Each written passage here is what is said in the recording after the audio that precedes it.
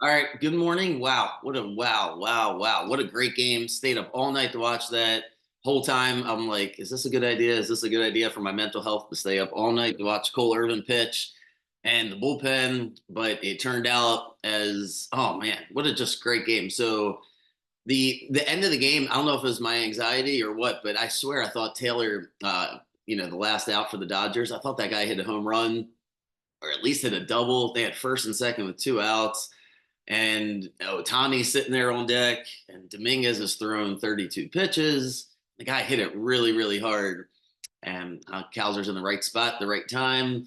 Oh boy, what a game! Arias hits a two-run homer. So I guess I'm sorry to him. If you listen to the pod I did maybe 2, 3 weeks ago, so mad at him. So he got out of the way of a ball when Trevor Rogers was pitching, wherever that game was. I think it was in Cleveland. Got out of the way ever since that. That's what I should start doing. Kowser, that happened earlier this year. Start yelling at guys, getting upset, and somehow manifest itself in Arias is now like the best hitter on the team. So it's just amazing. Baseball's amazing. Patrick Corbin for the Nationals beats Garrett Cole. Oh boy, it's like what a great day. Great day. A lot of work to be done for sure, but they needed that. If you told me somebody was going to gain a game yesterday between the Yankees and the Orioles, the good money would have been that the Yankees would have gained the game, but instead we do. So we're only one game out. And tonight, I guess you really, if you need a reason to stay up tonight, should be a great matchup with Burns and Bueller.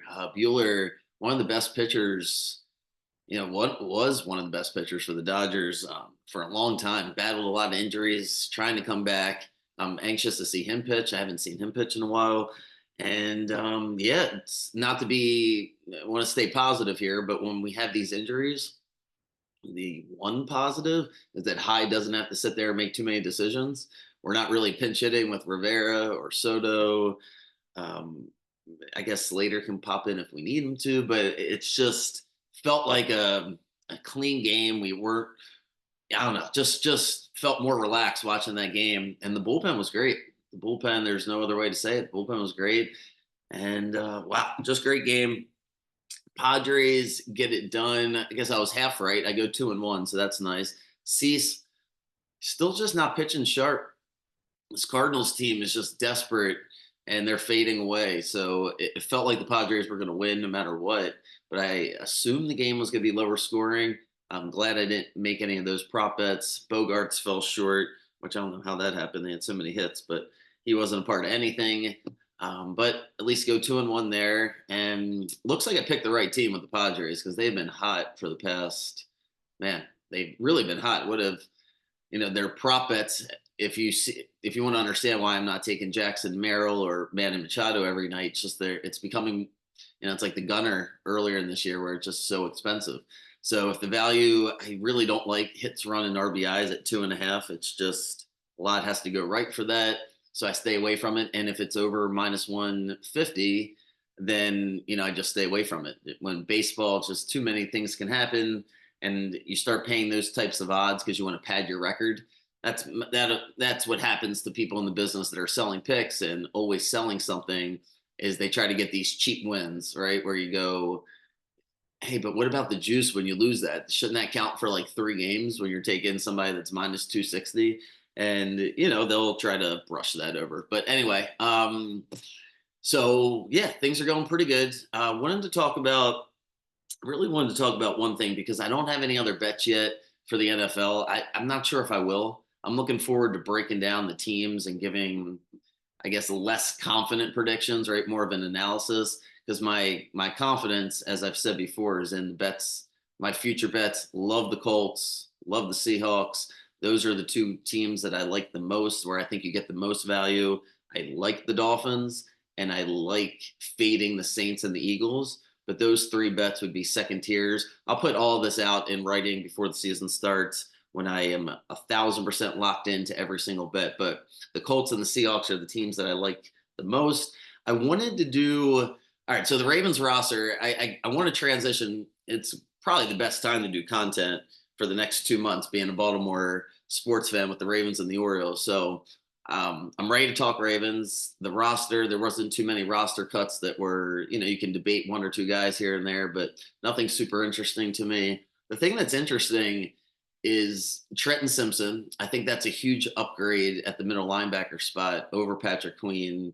So that's exciting to me. And I think Eddie Jackson's a big upgrade. Uh, uh, Upgrade. Geno Stone had great numbers last year. He filled in admirably for Marcus Williams, but Eddie Jackson is on a prove it deal. He's older, longer resume. I think that's a great fit. So when I look at the back seven, I actually think it's improved. Millet's on the IR to start. That's not great news, but they drafted Wiggins, they drafted TJ Tampa. I love the back seven, right? Roquan speaks for itself. And the outside linebacker, somebody's got to pop. I think Van Noy, it's hard to, think he'll pop, so to speak, but he'll be efficient and he'll be good against the run. Harrison starts off on the IR, so that's unfortunate. And then, yeah, they need a Jabo Owe to further progress. My concerns with the Ravens defense is where are we at with these, the front line. How good is it going to be at stopping the run? I think they generated a ton of sacks last year due to scheme. They didn't blitz a ton. I, the second half defense against the Chiefs was much better, but the Chiefs are playing conservative. Can we stop the run up the middle? I think my eyes are on Travis Jones in particular. I think Matabuke is what he is. I don't know if there's another level for him. I don't know if he outplayed. I don't want to be negative, but I wouldn't be surprised if he regressed a little bit. His numbers were fantastic last year, but again, the scheme and all the different. I don't know if the personnel is as good up front as the way it looked last year. And I was really disappointed with Travis Jones got a bad 15-yard penalty against Mahomes. And yeah, I need him and Pierce to be tougher up front.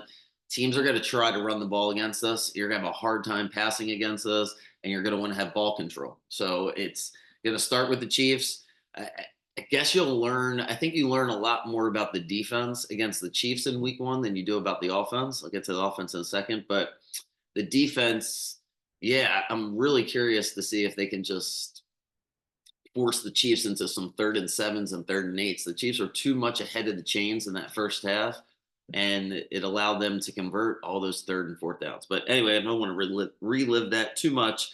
I'm optimistic on the back seven. Curious to see what it looks like up front. Urban, Broderick Washington to me is a wild card. I think there's another level he can take. So yeah, offense is completely different. And offense, I was thinking about power structure, decision making, because I haven't really talked about it too much with the Ravens. I've given my thoughts with the Orioles, but the decision making with the Ravens is much more collaborative between Harbaugh and DeCosta. They came in virtually together as far as their ascension to prominent roles. They live near each other. Harbaugh's job always seems safe.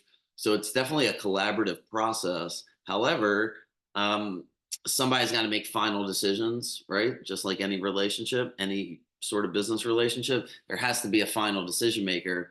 And I wonder if DeCosta looked at the Ravens Chiefs AFC Championship game the same exact way everybody else did, came to the same conclusion, like we should just run the ball more.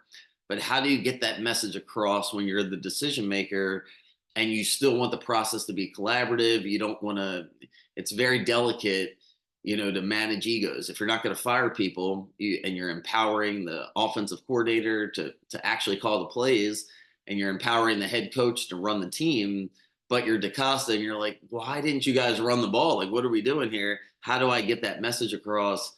To me, the only way you get that message across is through action, because through words, it's going to be misconstrued. It's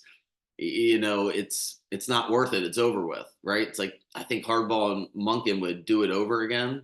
So to have the boss tell them that doesn't really help. But how do we change it moving forward? The only way you're going to change it is through action, and bringing in Derrick Henry forces the change. It's just a presence on the sideline where I don't think anybody would argue that if he was on the team last year, they would have just ran the ball more in the AFC Championship game. It's just that simple. Doesn't make it's over with, but they have to do something.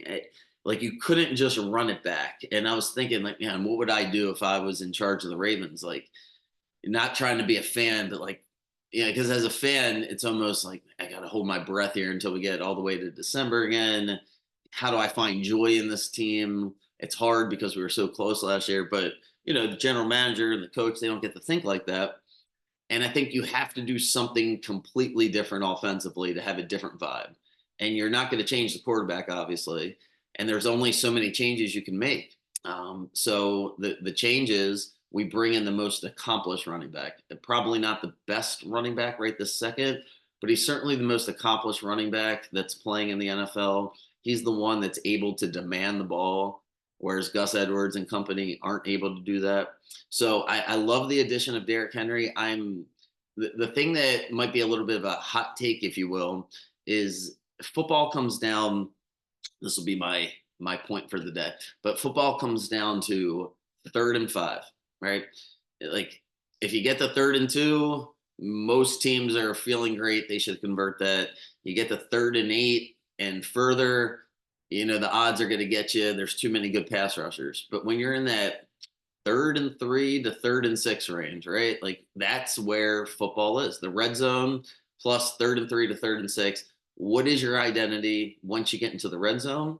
And what's your identity on 3rd down? You have to make a play. Like I said, 3rd and 4, 3rd and 5. What do you do?